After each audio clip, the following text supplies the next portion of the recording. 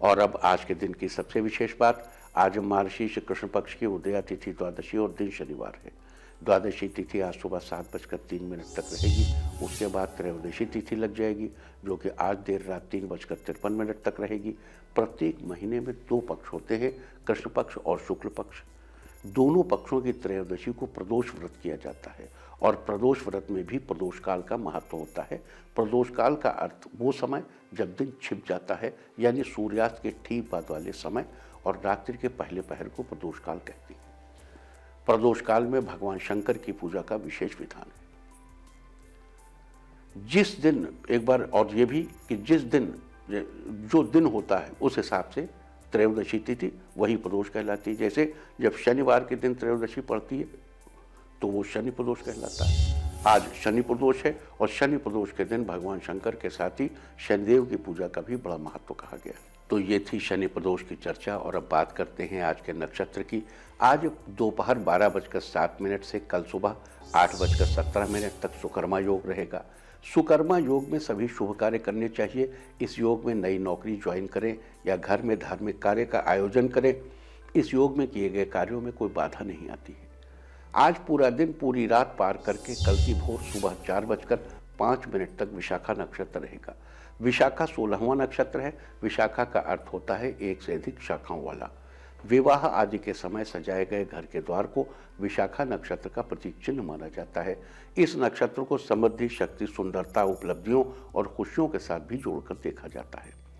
विशाखा नक्षत्र में विवाह आदि मांगलिक कार्य, कारीगरी, चित्रकारी और औषधि से संबंधित कार्य आरंभ करना शुभ माना जाता है। विशाखा नक्षत्र का पेड़ विकंकत है। विकंकत बेर जाति के अंतर्गत आने वाला एक कटीला झाड़ीदार वृक्ष है। किसी भी नक्षत्र के दौरान उसके पेड़ की उपासना करने से हर तरह के लाभ होते हैं। तो ये थी सुकर्मा योग और विशाखा नक्षत्र की चर्चा। और अब बात करते हैं प्रदोष व्रत की पूजा के बारे में। प्रदोष व्रत सूर्योदय से लेकर रात के पहले पहर तक किया जाता है। इस दौरान अन्न नहीं खाया जाता। सुबह सूर्योदय से पूर्व उठकर स्नान आदि से निवृत्त होकर सबसे पहले भगवान शंकर की पूजा के लिए किसी शिव मंदिर में जाएं। वहां जाकर सबसे पहले भगवान शिव के साथ माता पार्वती और नंदी को प्रणाम करें। फिर पंचामृत व गंगा जल से शिव जी को स्नान कराकर साफ जल से स्नान कराएं। बेलपत्र, गंध, अक्षत, पुष्प, धूप, दीप, नैवेद्य, फल, पान, सुपारी, लौंग, इलायची आदि से भगवान का पूजन करें और हर बार एक चीज चढ़ाते हुए ओम नमः शिवाय का जाप करें। इस दिन भगवान शिव को घी और शक्कर मिले जौ के सत्तू का भोग लगाएं और शिव जी के आगे घी का दीपक जलाएं। जो लोग संतान पाना चाहते हैं उन दंपति को तो प्रदोष व्रत जरूर करना चाहिए और दोनों को साथ में पूरे विधि विधान से शिव जी की पूजा करनी चाहिए। भगवान की कृपा से आपके घर में जल्द ही किलकारियां गूंजेंगी। इस तरह शिव पूजन के बाद शनिदेव की भी पूजा करें और पीपल के पेड़ में जल जरूर चढ़ाएं। साथ ही एक तेल का दिया भी जलाएं और शनि के 108 नामों का जप करें।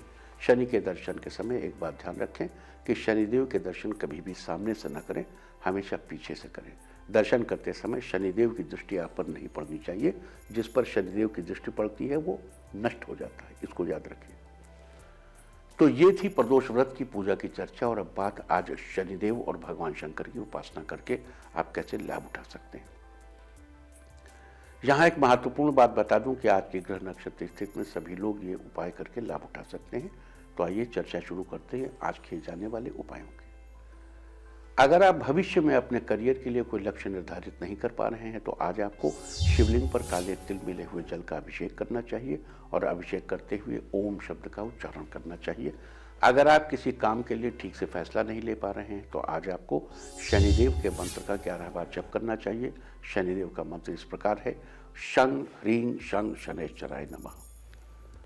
अगर आप परिवार के मुखिया हैं और आप चाहते हैं कि परिवार के सब लोग आपके फैसलों में आपके साथ बने रहें तो आज आपको भगवान शंकर के आगे हाथ जोड़कर उनके इस मंत्र का 21 बार जप करना चाहिए। भगवान शंकर का मंत्र है ओम शं शं शिवाय शं शं कुरु कुरु ओम। अगर आप अपने सारे कष्ट को दूर करके खुशहाल जीवन जीना चाहते हैं तो आज पीपल के पेड़ के नीचे सरसों के तेल का दीपक जलाएं।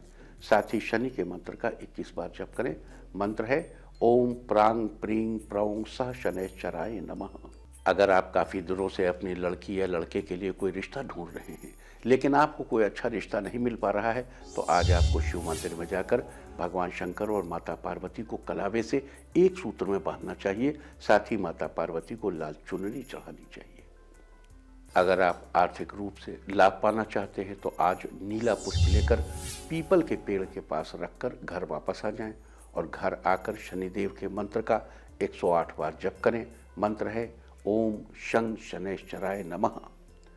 अगर आप परीक्षा में अपने परिणाम को लेकर चिंतित हैं, काफ़ी मेहनत के बाद भी रिजल्ट को लेकर आपको एक पॉजिटिव फीलिंग नहीं आ रही है, तो आज आपको एक विद्या यंत्र लेकर उसकी विधि पूर्वक पूजा करनी चाहिए और पूजा के बाद उसे अपने पढ़ाई वाली कमरे में रखना चाहिए। साथ ही पीपल की जड़ में डालना चाहिए।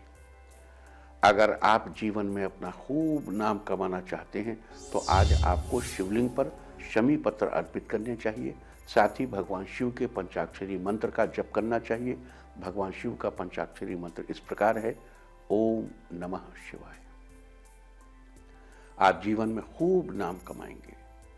अगर आप अपने वैवाहिक जीवन में कुछ नयापन लाना चाहते हैं, तो आज आपको शिवलिंग पर 11 फूल और 11 बेलपत्रों से बनी माला चढ़ानी चाहिए। जल्दी ही आपके वैवाहिक जीवन में नयापन आएगा। अगर आप मशीनरी से जुड़ा कोई काम करते हैं, लेकिन आपका काम ठीक से नहीं चल पा रहा है, तो आज आपको शनि का दान लेने वाले व्यक्ति को सरसों का तेल और गुड़ दान करना चाहिए। ऐसा करने से आपका काम ठीक से चलने लगेगा। आप अपने परिवार में सामंजस्य बनाए रखना चाहते हैं, तो आज आपको मंदिर में उड़द की दाल दान करनी चाहिए और पीपल के पेड़ को प्रणाम करना चाहिए। परिवार में सामंजस्य बना रहेगा। अगर आप ऑफिस में अपने सहयोगियों का साथ बनाए रखना चाहते हैं, तो आज शनि मंदिर में सरसों का तेल दान करें। साथ ही शनिदेव के मंत्र का 21 बार जप करें। मंत्र है शं ओम शं नमः, शं ओम शं नमः। सहयोगियों का साथ बना रहेगा। तो ये सारी चर्चा थी आज शनि प्रदोष के व्रत के बारे में। उम्मीद है कि आप इस चर्चा का फायदा जरूर उठाएंगे।